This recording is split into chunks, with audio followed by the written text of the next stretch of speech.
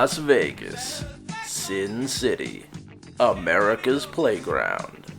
What happens here, stays here. Unless what happens here is one of these stupid cliches, because those seem to get around.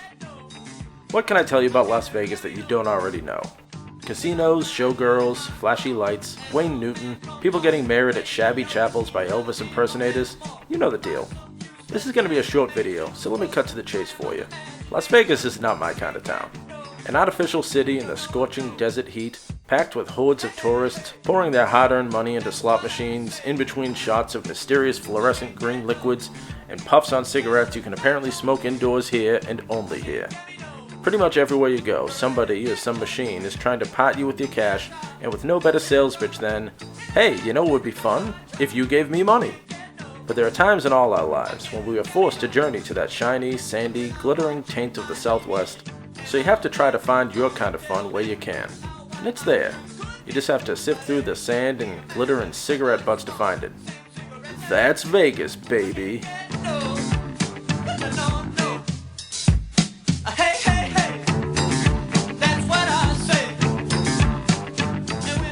Okay, I'll try to keep the criticism to a minimum, because there is very little useful travel information to be gleaned by listening to a curmudgeonly masshole complain about a casino resort city because it's too expensive and the sun shines too hard. But I'm going to complain a little, because I am a curmudgeonly masshole and it's in my blood. So let me begin. They say Los Angeles is full of phonies, and they're probably right, but Las Vegas is so fake it doesn't even have its own skyline. The skyline of Las Vegas is like 10 cities from different countries and different centuries, all mashed together in an indecipherable mess. You have ancient Rome, medieval England, Paris, New York City, ancient Egypt, Venice, and a goddamn circus tent that I assure you isn't nearly as much fun as they made it look in Fear and Loathing in Las Vegas. In fact, none of these places are nearly as much fun as they should be, because inside they're all the same casino. Some of them are even connected, and you can't even tell when you've passed from one to another because inside they're nearly identical. Same loosely themed flashing lights and random slot machines and games based on literally anything.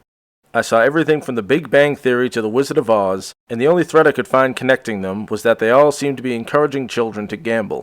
But beneath it all, they are the same thing, one big money vacuum. You can tell me I just don't get it because I'm a big old nerd, but if gambling is so much fun, why didn't any of the people I saw doing it seem to be enjoying themselves? The range of emotion I saw in the people gambling went from the hollow, dead-eyed stare of a war orphan to the shrieking horror of a dude who just pissed away his life savings on a game where you literally just pick a number between 0 and 36 and hope for the best. You know what I didn't see? A bunch of strangers laughing and smiling because they are all now rich and carefree.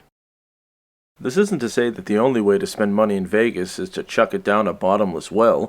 If you want to throw down some money and see a show, I'm sure there are lots of good options. I mean, the only ones I saw advertised when I was there were Boys to Men, David Copperfield, and Carrot Top. And that's not a joke because Carrot Top is the most obvious cliché hack comedian to say is performing someplace. He was the headliner at the Luxor. The advertisements were everywhere. But hey, Motown Philly is still a great song, so there's always that. You can also shell out a few clams for some family fun and go to a shooting range, where you can fire a variety of weapons like machine guns or a sniper rifle or even a Tommy gun. Nothing more American than that. And hey, speaking of Tommy guns, there is one thing about Las Vegas that I do find genuinely interesting, and that is...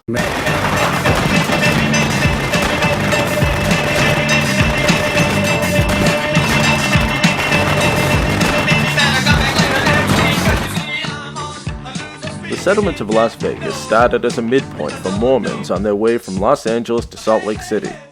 There still stands the old Mormon fort where the Church of Jesus Christ of Latter-day Saints set up camp. Later on, this kid from Brooklyn had an idea, to build a city out of a desert stopover for GIs on their way to the West Coast. That kid's name was Bugsy Siegel, and the city he invented was Las Vegas. Most major American cities have their fair share of mob and underworld history. But Vegas is the only one that can boast of having been essentially built with mob money. The legalization of gambling and the millions of dollars loaned to the mafia by the Teamsters Pension Fund turned Las Vegas from an old west town with an Air Force base to the shining beacon of greed and vice that it is today. To learn more about this storied history and the mob history of many other American cities, I highly recommend the National Museum of Organized Crime and Law Enforcement, otherwise known as the Mob Museum. The museum is appropriately located in the old Las Vegas courthouse, and is close to the old Vegas neighborhood, which I'll get to in a minute. If you're like me and have a ceaseless fascination with the criminal underworld, then the Mob Museum is just the kind of place to make you say, boy, am I glad I came to the gambling and strip club capital of America, so I could go to a museum. The Mob Museum features some cool interactive exhibits that take you through the history of organized crime in America, and also features some famous relics from mob history, such as Al Capone's revolver and the wall from the St. Valentine's Day Massacre. You remember, the wall against which 7 members of Bugs Moran's North Side gang were executed by Al Capone's gunmen? It's a pretty famous wall. How it got from the north side of Chicago to Las Vegas I'm not sure, but that's what they told me. I assume it was shipped in pieces. The Mob Museum also has several references and artifacts to some of my own Boston hometown gangsters, such as the infamous Whitey Bulger, which scratched my gangster itch just right. After you leave the Mob Museum, you're free to explore the area known as Old Las Vegas, or Downtown Las Vegas, or Fremont Street, also known as Glitter Gulch. Old Las Vegas is cool for a number of reasons. For one thing, it's home to some of the oldest casinos in Vegas, so it feels like you're stepping back in time to the ring-a-ding days of the Rat Pack, and the mob running the show. You can even check out old haunts of gangsters like Bugsy Siegel and Maya Lansky, like the El Cortez, which is another casino hotel just like the ones on the Strip. But I don't know, it just feels cooler to me. I mean, look at this place. Can't you just see Frank Sinatra as Danny Ocean planning a caper here while Jerry Lewis flails around in the background like he's having a seizure? The old-fashioned charm of these Rat Pack-era casinos is offset a bit by the new modern additions to Old Vegas, like the giant screen canopy that hangs over the street and puts on a flashy light show for the denizens below. It's honestly pretty cool and more fun to me than anything on the Strip. I actually wish I had more time to spend in this part of Vegas, which is saying a lot considering all the shit I talked about Vegas earlier. Compared to the Strip, Old Vegas just feels much less like a greed and vice-centric version of Disneyland owned by heartless corporations. It still is, obviously, but I can walk around outside here without having to spend money, so I'm able to enjoy myself despite this. And if I'm able to find something to enjoy in a hollow, soulless city like Las Vegas, I'm sure you can too. Las Vegas has had quite a journey, from a Mormon rest stop to a swinging gangster's paradise to a family-friendly resort capital full of pyramids and pirate ships owned by MGM International and the Blackstone Group. If there's one takeaway I have every time I visit this city, it's this. Las Vegas shouldn't exist.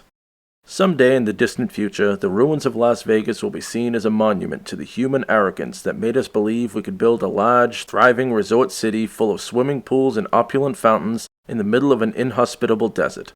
As the sands blow over the crumbling remnants of Caesar's Palace and the Luxor Sphinx, the desiccated remains of this unholy metropolis will be seen as a warning to future empires, not to overreach, lest ye meet the same fate. Gaze upon my works, ye mighty, and despair. That's Vegas, baby! I can't get no